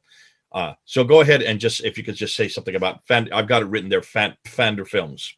Iya, teman-teman bisa ikuti ya YouTube-nya Brother J. Smith, Fander Films di sini. Ya, ini YouTube Fander Films ini ya yang akan mengekspos ya semua material-material yang tadi sudah kita bicarakan. YouTube started in 2005. I started my channel in 2006. So my channel has been going for 25 years now. Not 25 years, 15 years. What am I saying? For 15 years now. And it is primarily confronting the whole historicity of Islam. Ya, jadi saya memulai YouTube channel saya tahun 2006 ya. YouTube kan baru mulai tahun 2005. Jadi udah hampir 15 tahun ya. Jadi materi-materi itu yang saya tampilkan di YouTube saya itu benar-benar ya benar-benar melawan Islam. If you go up to YouTube right now and you go up to Fander Films, you will see I just put up a video 10 hours ago on Mecca and Petra. Mecca and Petra. I'm confronting the city of Mecca right now. Iya, kalau Anda pergi ke YouTube saya ya, baru 10 jam lalu saya upload satu video ya, Petra dan Mekah. Saya benar-benar menantang nih ya Petra dan Mekah di situ. Saya memberikan materi saya di situ. And already 3,000 people have watched that video in just 10 hours. Ya sudah ada 3.000 orang yang nonton ya baru 10 jam yang lalu. Now, what I have been doing, I have been confronting the whole historical critique. I have been confronting since 1995. So we're talking about 26 years now. Jadi saya sudah melakukan kritik sejarah atau kritik histori ini selama 25 tahun ya. But in the last year, 2020, so a year ago, the year 2020, everything seems to be coming to a head. Jadi baru pada tahun 2020 ya, kayaknya banyak sekali nih materi yang terus saya kemukakan. We have found so much new material in just the last year. Saya menemukan banyak sekali materi-materi baru ya tahun lalu. So that I brought Robert Spencer to come with me on my YouTube channel. I brought him and I asked him to interview him back in June of last year. Ya, karena begitu banyak materi-materi yang baru yang kita dapatkan mengenai Islam, sampai saya memanggil Robert Spencer ini menjadi narasumber di dalam YouTube saya kira-kira Juni tahun lalu. And I started introducing him to some brand new material that he'd never heard about. Dan saya memperkenalkan kepada Robert Spencer tadi ya, materi-materi yang baru yang dia bahkan belum tahu. So he went to his publisher and told them, and they say, you need to write a new book. Lalu Robert Spencer pergi ke penerbitnya dan mereka berkata, wah kamu harus menerbitkan buku baru nih. Which he did. And ya, dia lakukan itu. In December of last year, so we're talking about 3 or 4 months ago. Ya, dari Desember tahun lalu. And he then sent it to me by email. He wanted me to read it first and to see if it was good enough to then publish. Ya, dia mau saya mereview apa tulisannya, dia email saya dan sebelum itu dipublish atau dicetak keluar. I read it and I quickly got on the phone to him and I said, Robert, you're already out of date. You haven't looked at the coins. You haven't looked at the rock inscriptions. You don't even know who Ilyas ibn Qabisa is. You haven't put the newest material since July of last year. You haven't kept up with what we're now finding in just the last 6 months. Ya, saya kemudian langsung telepon kepada Robert. Saya berkatakan, wah kamu udah ketinggalan gitu ya, udah ketinggalan jauh ya. Kamu tidak melihat materi-materi yang kita temukan 6 bulan ini sangat banyak ya. Kamu tidak melihat koin, inskripsi ya. And he said, well, what should I do? I've already sent it to the publishers. Lalu Robert berkata, apa yang harus aku lakukan? Aku udah terlanjur kirim ke penerbit saya nih. It's going to come out in July and it's already out of date. So I said to him, just publish every year. Just publish a new book every year and add the new material year by year by year by year, which he's going to do. Now, ya, saya cuma mengatakan terus tambah materi baru, terbitin terus setiap tahun dan tambahkan materi-materi yang baru. This material that I'm going to be introducing, I can't do it today. It's going to be too long. And I can see now this is going to take too long to do all this. But the material that we're going to be getting, that you're going to be getting, and I'll send you the PowerPoint, this material is so damaging, but it is so exciting because it is moving so quickly. We're getting so much new research done. We're having so many more people helping us with it. And we're all from many different countries. It's happening all over the world. But there are only a few of us that are actually getting it out in the public sphere. I am one of those. Hatun Tosh from England is another. Al Fadi from here in the United States is another. There's only about 3 of us. Then we have Mel and his whole team from Ireland. There's only about 4 of us who are actually putting this out into the public sphere. Oke, materi-materi yang kita dapatkan ini ya sebenarnya dari seluruh dunia ya. Ada banyak orang yang membantu kita. Cuman yang bicara kepada publik itu paling baru saya, Sister Hatun Tash ya. Kemudian ada Mel, kemudian ada Al Fadi di Amerika. So we're going to be, because it's so much material, it's going to take too much time to do it in one session. I thought I could get through this very quickly. I'm not going to be able to just because there's too much already. But let's try to finish these questions at least for now. Okay. Okay, here is a question from Bonergis. Mr. Smith, can we say that this religion, Islam, was established not by Muhammad himself, but by people who got inspired by his biography? Was there something to do with the political atmosphere that was taken by someone who tried to take a particular advantage, or was it because of a faith crisis at that time?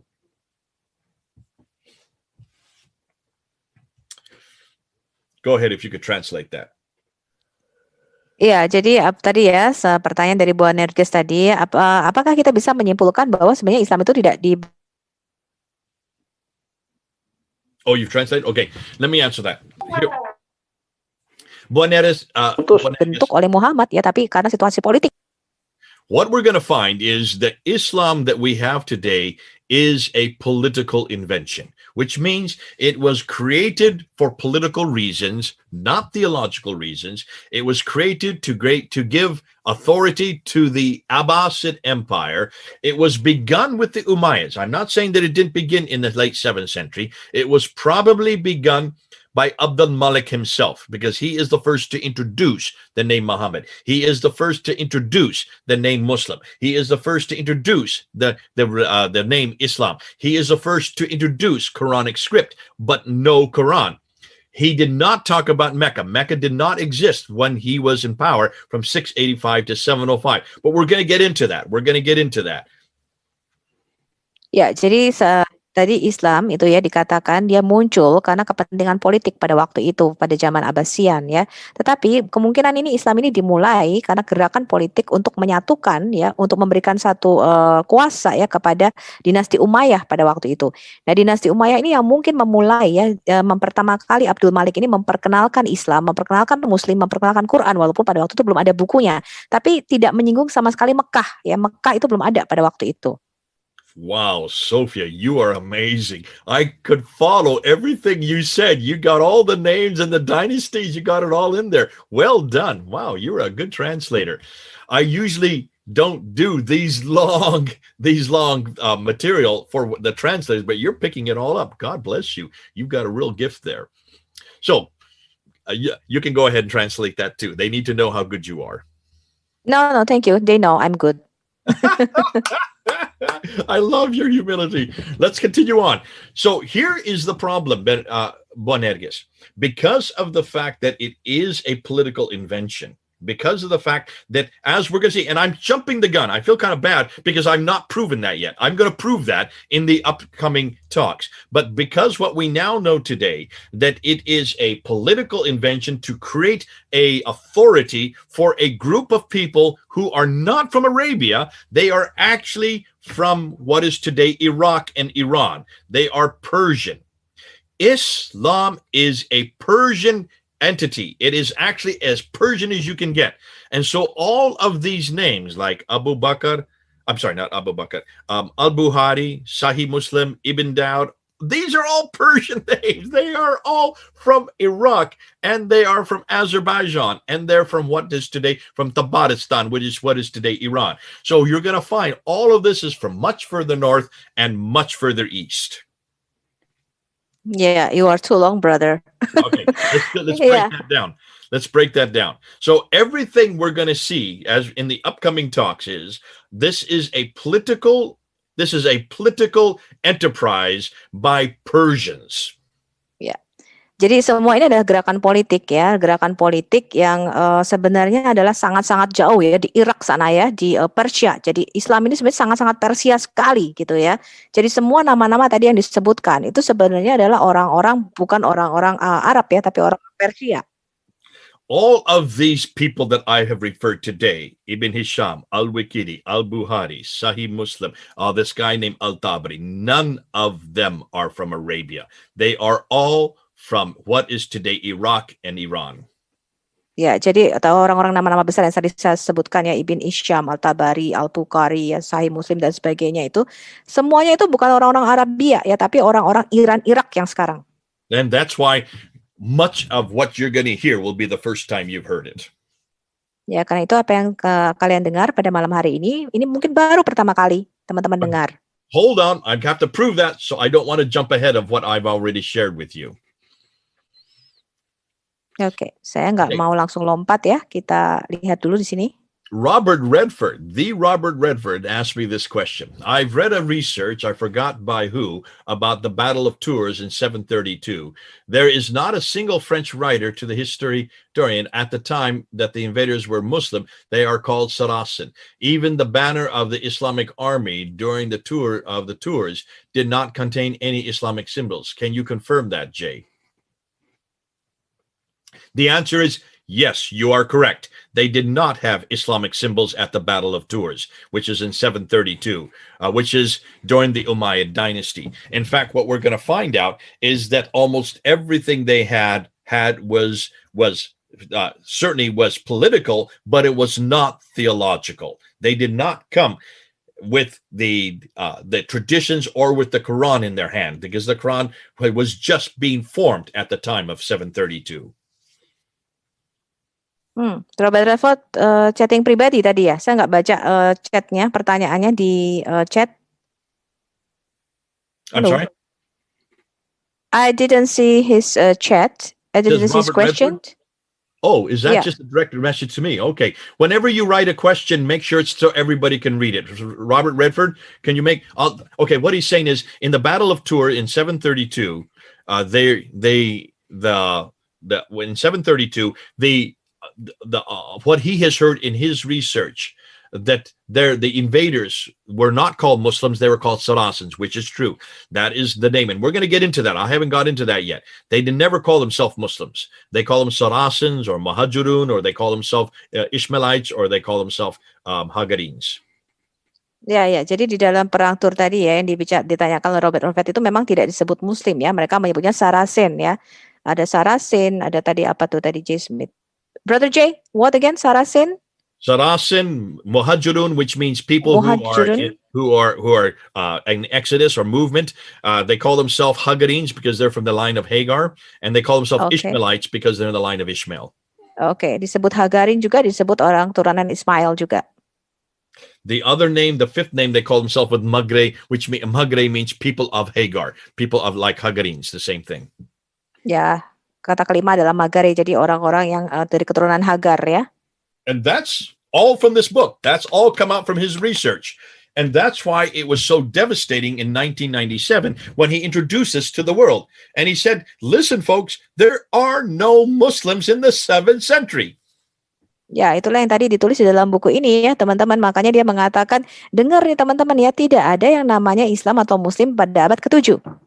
Now, in 730, which is the 8th century, as they're moving up into France, into Battle of Tours is in France, they had already taken over Spain. They were now beginning to call themselves Muslims, but look at that is 100 years after Muhammad. Yes, pada waktu mereka mulai perang ya ke daerah Prancis di sana ya, itu setelah mereka menaklukkan Spanyol, mereka baru mulai menyebut dirinya Muslim, tapi itu ratusan tahun setelah Muhammad mati.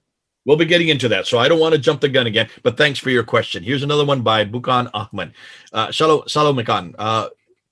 Shalom Malikum. Malikum Salam. I want to ask if the Quran was actually written in Aramaic language, is it true or not? Because I read Gabriel Sama book that said the Quran was written in Aramaic language.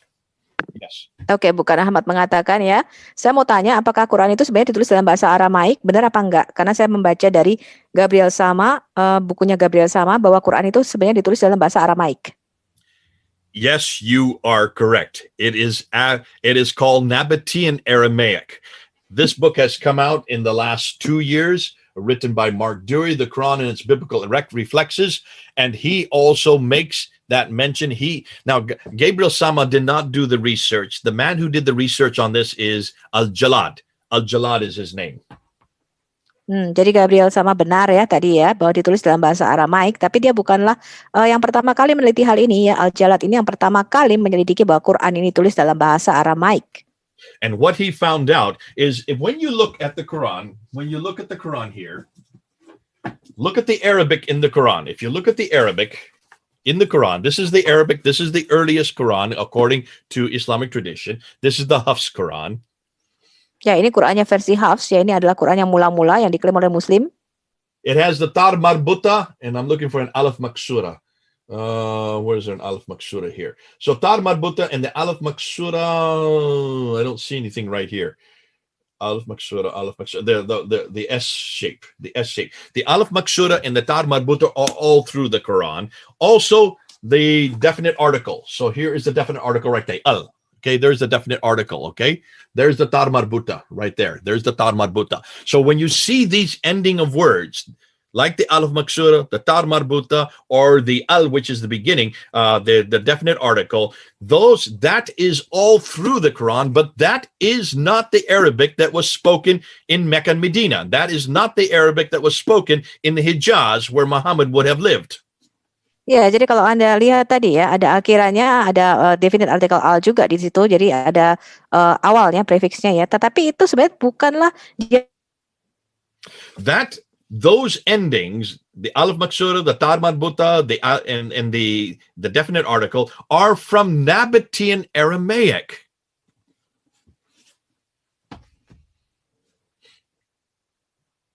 Are you there, Sophie? Dialek yang digunakan di Mekah atau Medina.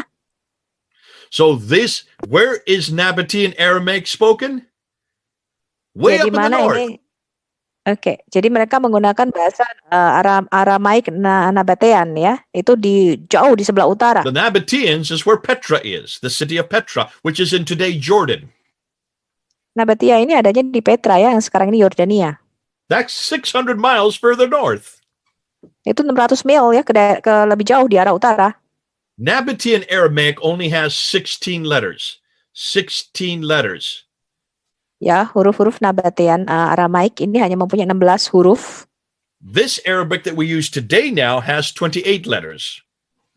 Arabik yang digunakan sekarang itu ada 28 hurufnya.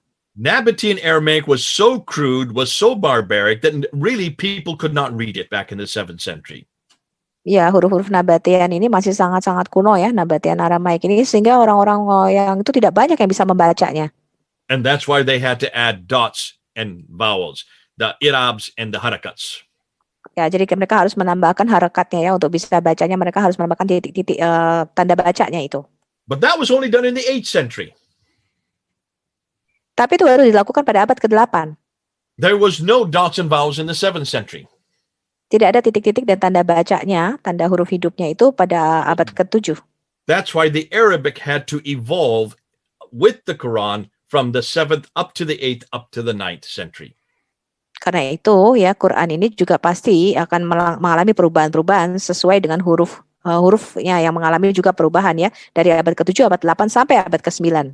So Gabriel Sama is correct. The Quran that we have in the Arabic we have in the Quran today is the wrong Arabic for Muhammad, is the wrong Arabic for Arabia, is the wrong Arabic for Mecca and Medina.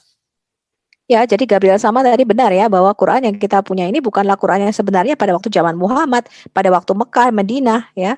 Pada waktu itu tidak sama. Another talk, another day. We're jumping the gun. We're getting ahead. I can see some of you have been watching my videos, so you know this material from before. Yeah, okay.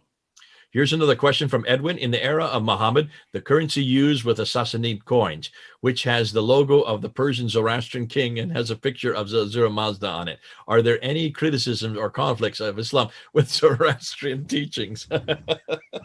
I love these questions, but you guys Ya, dari Edwin ya tadi. way ahead. You're getting ahead of me. Iya, ini pertanyaannya udah pertanyaan kelas lanjut nih ya. Bukan pertanyaan yang mendasar ya. Jadi di era Muhammad tadi Edwin mengatakan apakah mata uang yang digunakan itu adalah koin-koin Sasanid ya, yang mana punya logo yaitu Raja Zoroastrian Persia ya, dan mempunyai gambar Azura Mazda di situ. Yeah. Apakah ya ada kritik nggak mengenai hal ini? Edwin, can we hold that question until the next time? Because I'm about ready to get into the coins, but it would take too long to do that today. So hold on to that question. You are correct.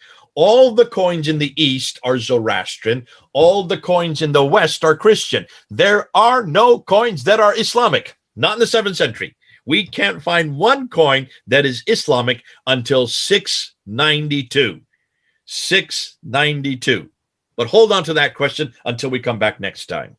Iya, pertanyaannya ditahan dulu ya Edwin ya, karena kita belum masuk nih ke pembicaraan mengenai masalah koin-koin ya tadi. Tapi benar ya, di daerah timur digunakan koin-koin Zoroastrian dan di daerah barat digunakan koin-koin Kristen. Nggak ada koin-koin Islam yang ditemukan pada abad ke-7 sampai tahun 692. Here's a question from Lefty. There is a huge time gap between Muhammad time and Al-Bukhari and the first complete Quran and all of the history of Muhammad. What happened between those years? Lefty, hold on. I can't answer that. Otherwise, I'll be here for 3 hours, and we're already coming up on 2 hours. So hold on to that question. That will be answered, but you're just going to have to wait because we just don't have enough time today to do that. Okay. Let's go on. You want to the next slide or? No, I think we're going to have to stop there because this is, I realize we're coming up to 2 hours and the next section is huge and it's going to take us at least 2 hours to do the next section. So let's bring it down to, let's just see if there's any last questions here by Jason Melvino. Is it true that Muhammad's name means praiseworthy? Because in their book that Muhammad's name does not include family name, surname, but instead a single name like a title, which is praiseworthy or God. Is that true? Go ahead and ask the question. Iya, jadi Jason Melvino tadi bertanya ya, apakah benar ya nama Muhammad ini artinya yang terpuji ya? Karena di dalam kitabnya Muhammad ini tidak disertakan nama keluarganya ya, nggak ada Muhammad bin Abdullah gitu ya. Tetapi hanya namanya disebutkan Muhammad aja ya, seperti gelar ya, yang artinya adalah yang terpuji. Atau ini adalah merupakan gelar daripada Tuhan. Apakah hal ini benar? And that is exactly correct. You've got it right, Jason. Muhammad is not a name, it's a title. It means the praised one. So Muhammad is always the praised one. So which means, and when we see it on the coins, when Abdul Malik introduces it in 691 on the coins, when he introduces it on the Dome of the Rock in 692, when he introduces it on the Caliphal Protocol, is this a name? Ya, jadi tadi Jason Brother J mengatakan benar ya, Muhammad ini bukanlah nama tapi gelar ya, ketika Abdul Malik memperkenalkannya tahun 691 ya, itu di Dome of the Rock, jadi di Yerusalem. Dia memperkenalkan juga di koin tahun 692 ya. Ini semuanya adalah merupakan gelar ya, bukan sebuah nama pada waktu itu. Well, this is, as you're going to see, I'm going to be getting into this. Hold on to that question because I'm going to talk about the Dome of the Rock. I'm going to talk about the coins. I'm going to talk about the Caliphal protocols. I'm going to show you even where Muhammad is mentioned in the Quran, the 4 times where we see the name Muhammad. I'm going to dispute whether or not that has anything to do with the man named Muhammad. I believe, as you're finding, that this means the praised one. Who is the praised one? Hold on. And we'll answer that question. Ya, ditahan dulu ya, kita belum sampai ke sana ya. Siapakah ini yang arti yang terpuji ini ya? Nanti saya akan bicara mengenai koin, saya akan bicara mengenai kalifat, saya akan bicara mengenai the Dome of the Rock. Tapi ditahan dulu nih, jangan dijawab dulu. Nanti saya akan membuka semua. Siapa sih yang dimaksud dengan yang terpuji ini atau Muhammad ini di dalam Quran? 4 kali namanya disebut di dalam Quran. So after Muhammad died, was Islam stagnant or even dying and then introduced by the Abbasid dynasty? How about this, according to Pak Bagus? Ya, Pak Bagus bertanya, setelah Muhammad mati, apakah Islam ini stagnan ya atau berkembang? Menurut Brother J, seperti apa ini setelah Muhammad mati ini? Well, as you're going to find out, it had nothing to do with the Umayyads. There was no Muhammad, there was no Mecca, there was no Muslims, there was no Islam. We don't know of any book called the Quran. None of that existed in the 7th century when it should have been existed. This is all begun by Abdul Malik. You're going to find that out. It was then enlarged and added to by the Umayyads, but it's the Abbasids who come in 749. It's the Abbasids who give us the Islam that we have today.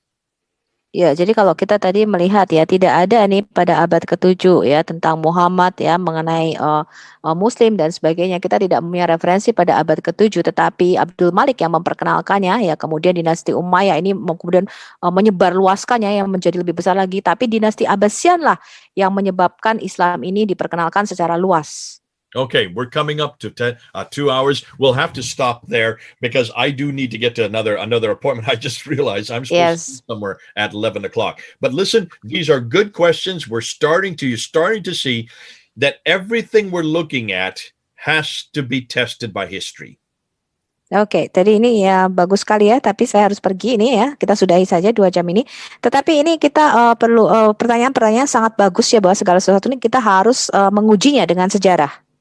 I don't know. I don't want to know about the Jesus of the 3rd or 4th or 5th century. I want to know about the Jesus of the 1st century. In the same token, I don't know. I want to know about Muhammad from the 9th and 10th century. I want to know about the Muhammad from the 7th century. This is what we should ask of any religion, of anyone, anywhere. Ya, saya tidak mau tahu ya mengenai Yesus pada abad ketiga, 4 atau 5. Ya, kita juga dengan patokan yang sama ya, maka kita juga tidak mau mengetahui Muhammad dari abad ke-9 atau ke-10. Kita mau mengetahui siapa Muhammad ini pada abad ke-7. Nah, pertanyaan inilah yang seharusnya kita pertanyakan ya kepada semua orang ya di mana saja yang memeluk agama apa saja. So far, everything you have heard about Muhammad, everything you have heard about what he said and did, what he did is from this book. This is the book that everybody has to read all over the world. Ya, jadi apa yang bisa kita tahu mengenai siapa Muhammad, bagaimana kehidupan Muhammad, apa yang dia lakukan, itu semua. But this book was written in 833, 200 years too late. Semua berasal, jadi saya menyatakan buku ini dibaca oleh semua orang. We don't have the original manuscript. Kita tidak punya manuskrip yang asli. That only appears in the 11th century, which is another 200 years after that. Ya, baru ada sekitar abad ke-11 ya, 200 tahun lagi nih setelah itu. Can you see much of what we know about Islam today comes from the 9th, 10th, 11th, 12th, and 13th century. Ya, jadi apa yang kita ketahui mengenai Islam ini didapat dari abad ke-9, ke-10, 11, 12, dan 13 ya setelah itu. But that is a political Muhammad. That is a theological Muhammad a theological Muhammad that is really a political Muhammad. Tapi itu adalah teologi daripada Muhammad yang dimasukkan ke dalam politik. That's why I'm not interested in that Muhammad. I'm not interested in that Islam. I want to know the Muhammad of the 7th century. I want to know the Muhammad that actually existed. Now, that's what we're going to be doing. I thought I'd be able to get through it more. So today, we're going to have to break it up into smaller pieces. Oke, jadi tadi saya tidak mau tahu ya mengenai Muhammad tadi yang abad ke-9 tadi yang ada dalam gerakan politik ini yang dimasukkan sebagai political tadi ya, movement tadi. Tapi saya mau tahu siapa sebenarnya Muhammad ini pada abad ke-7 gitu ya. Siapa sebenarnya Muhammad ini? Tapi ini menjadi terlalu panjang ya. Jadi nanti kita akan bagi sesi-sesinya nih pada sesi-sesi berikutnya lagi. Okay, so we will stop there for today because there's an awful lot more that we need to go into to actually help you understand what's going on next. What I'm going to do the next time we come back, what we're going to do is we're going to actually then look at the coins. We're going to start with the coins. That's a huge section. That's an enormous amount of material. So let's come back. When we come back again, we'll then introduce the coins because the coins will show that there is no Muhammad in the 7th century. There is no Islam in the 7th century. There is no people called Muslims or a book called the Quran. There are no people. There's no one called Abu Bakr, Umar, Uthman, or Ali. None of this exists in the 7th century. Ya, jadi pada sesi berikutnya nanti saya akan bicara mengenai masalah koin ya. Kalau kita bicara mengenai masalah koin ini materinya banyak sekali ya.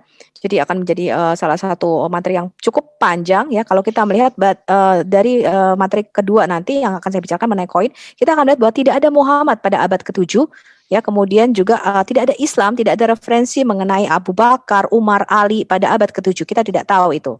So everything that I'm going to say, what we're going to do is we're going to then look at the coins. We're going to look at the rock inscriptions. Those are the two most devastating. And the reason why they're devastating is because they are from the 7th century. These are coins. We're only looking at coins from the 7th century. We're only going to look at rock inscriptions from the 7th and 8th century. So we're going back to that period, back to that time, back to that place. Ya, jadi nanti kita akan melihat ya inskripsi pada koin, kemudian inskripsi pada batu-batu. Kenapa dua materi ini yang paling sangat merusak ya sejarah mengenai Islam? Ya, karena kita kembali lagi kepada materi-materi koin pada abad ke-7, kita hanya akan melihat pada abad ke-7, kemudian inskripsi pada batu-batu dari abad ke-7 dan abad ke-8. Jadi kita akan kembali ke era itu, kepada zaman Muhammad pada waktu itu, kita akan melihat bukti-bukti sejarahnya. Now, we're going to stop there. We need to applaud you, Sophia. You've done an amazing job. I don't know of anybody that can remember so much as you do, names, dates, and places, and get it exactly correct after I go on for 5 minutes before I stop. Yeah, thank you. And then we're going to ask Brother Adam if he will please close us down, close us with prayer. Yeah, Over to Brother you, Adam Seeker, you want to close? Yeah, sure. Thank you so very much for this opportunity. Father, thank you so very much for this blessed time that you have given us, Lord. Lord, thank you so very much. Lord, allow this session to go out to millions and millions of Muslims so that they would understand what problems that they would have, the issues that they would have, and their scholars have lied with them. And they could get out of the darkness and the deception, because there's nothing in Islam that can save them.